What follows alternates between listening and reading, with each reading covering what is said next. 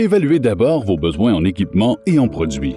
Vous aurez besoin de vadrouille, d'un grattoir, de brosse à main 3M rectangulaire, de décapeuses électriques ou rotatives haute vitesse, de mop blanche à cirer 24-11, de grosses poubelles propres, d'un seau, d'une auto-récureuse dont les batteries sont bien chargées, de tampons noirs 3M à haut rendement dont la taille est convenable pour votre machine, du décapant Attack de Diversi, de l'antimousse Bye Bye Foam, du neutralisant Nutrisolve, du décapant en aérosol Troubleshooter 3M, d'une source d'eau propre, d'un boyau d'arrosage d'une longueur convenable pour remplir votre machine, de filets à cheveux, d'un racloir à main, de bottes antidérapantes, de pancartes signalétiques, de la cire High Mileage et Signature et d'un ventilateur à haut débit.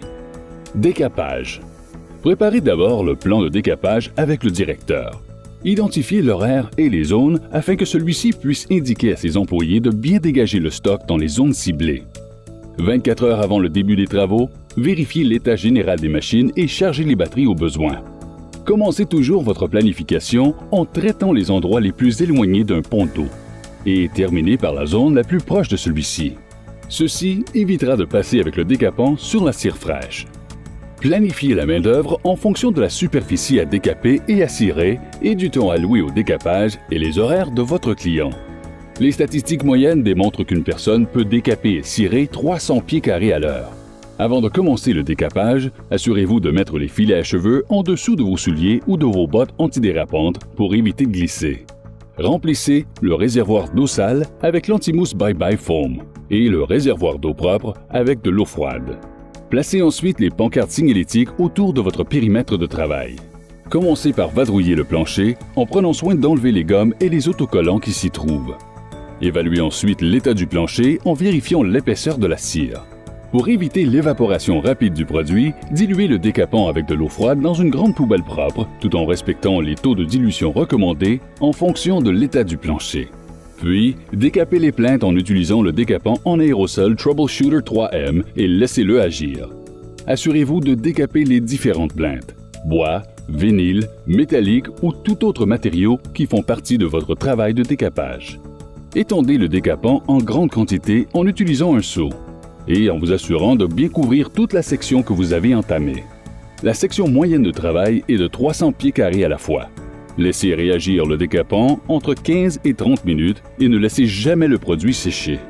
Enlevez le racloir de l'autorécureuse avant de commencer le décapage pour faciliter la main-d'œuvre et pour éviter l'encombrement. Passez ensuite l'autorécureuse lentement, sans activer l'aspirateur et sans utiliser de l'eau. Repassez une deuxième fois la machine avec un débit d'eau réglé au maximum pour réactiver le décapant. Si une forme pâteuse apparaît, ajoutez de l'eau.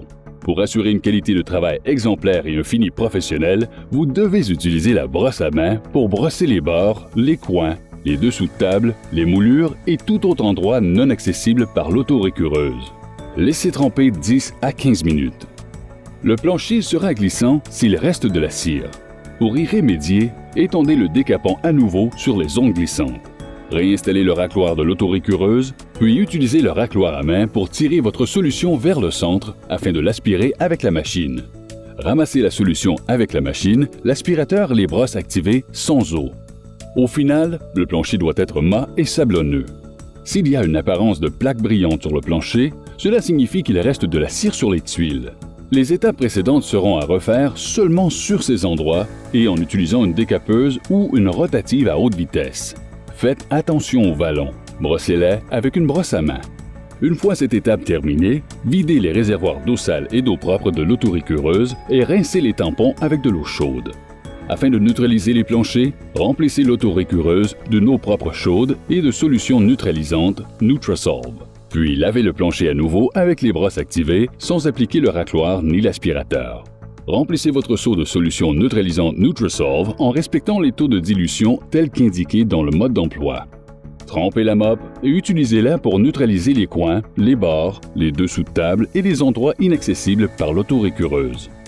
Repassez la machine sans eau, le racloir baissé et l'aspirateur activé pour ramasser l'eau. Puis, laissez sécher à 100%. Le temps de séchage dépend de la ventilation, le taux d'humidité, la température de la pièce, l'existence ou non d'un frigo, de moteur de ventilation ou de source de chaleur telle qu'un moteur de compression. Dans les conditions idéales, le temps de séchage peut être de 10 à 15 minutes. Cirage. Enlevez d'abord les filets à cheveux de vos bottes antidérapantes, puis rincez vos bottes avec de l'eau chaude pour éliminer les accumulations de décapants qui peuvent réagir avec la nouvelle cire.